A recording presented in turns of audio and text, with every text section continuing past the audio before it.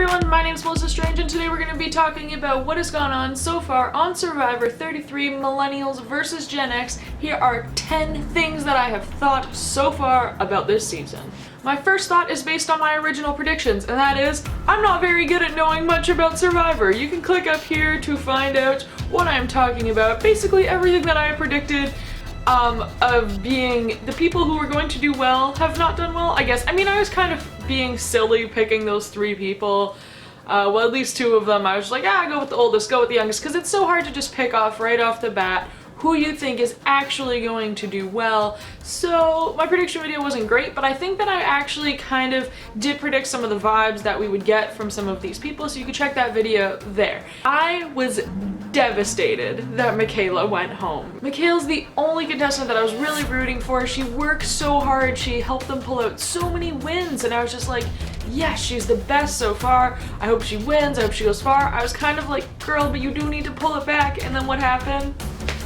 The tribe spoke and she got sent home. But I did rejoice in Figgy's leaving because it meant no more little annoying romantic things between her and Taylor, first of all. Oh my gosh. They do not shower, they do not brush their teeth there. Like, it has to be disgusting, and they're all kissing each other and touching each other. Like, if there's only one thing that I've learned so far from Survivor is that some people don't even want to talk to each other in a close range because of how nasty everybody smells.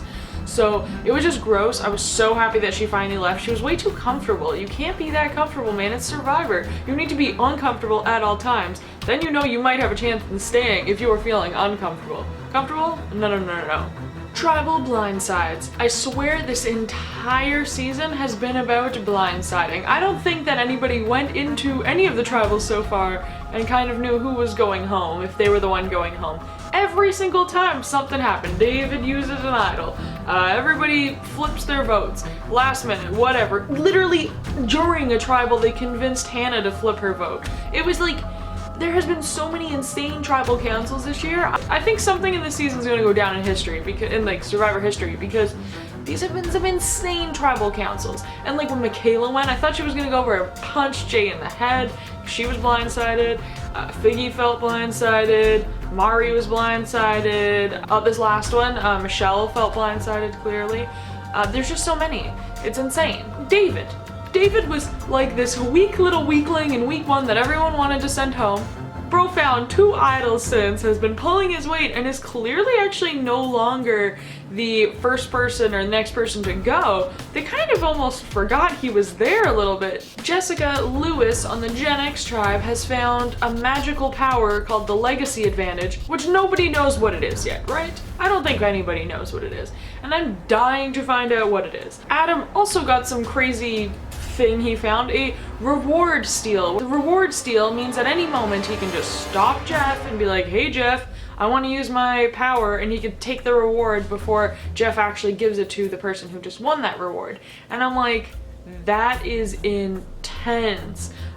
It's not about taking the immunity, but like, that could cause a lot of drama. Then stupid Adam goes and tells Taylor. You don't tell Taylor that you just found that. You didn't tell anybody. I felt like his closest alliance is actually more like Zeke and Hannah, and you went and told Taylor to try to gain his trust. Taylor was just breaking some, moral code there by eating a bunch of food from other people. You could be like, bro, you're gonna keep me safe, so I won't tell anybody you just ate that food or something. Like, he had something up on Taylor. He had that Taylor took a bunch of food and where he buried it and blah blah blah.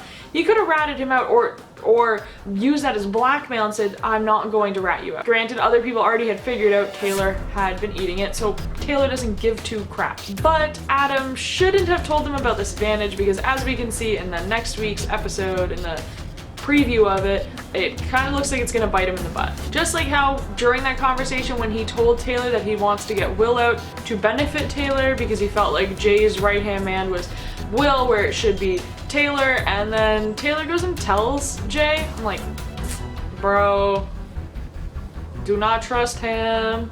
I think Zeke is in the best position in this game right now based on who trusts him, what alliances he's in, where he's flying on the radar of people. I really do think people trust him and respect him and aren't trying to get rid of him right away.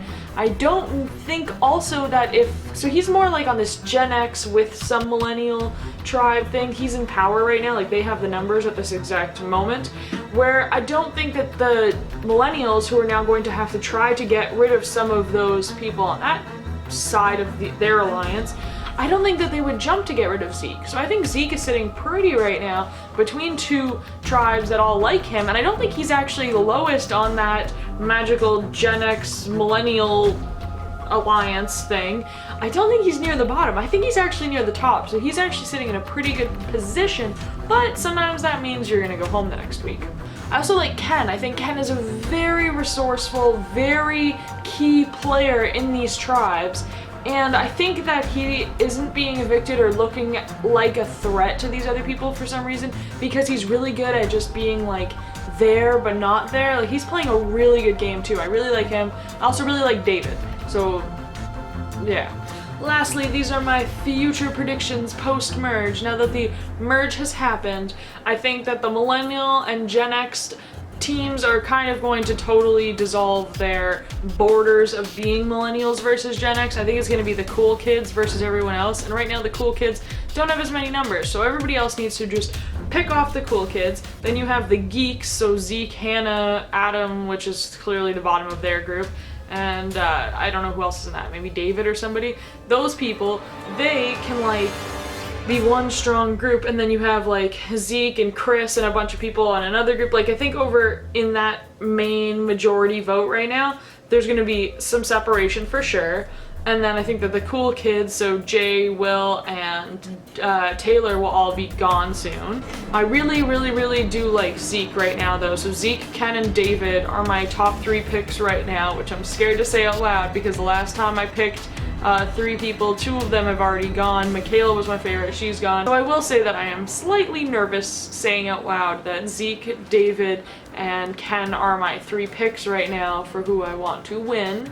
But we'll see how it goes, and I will keep you all updated on my thoughts. So let me know in the comments down below these things. I want to know.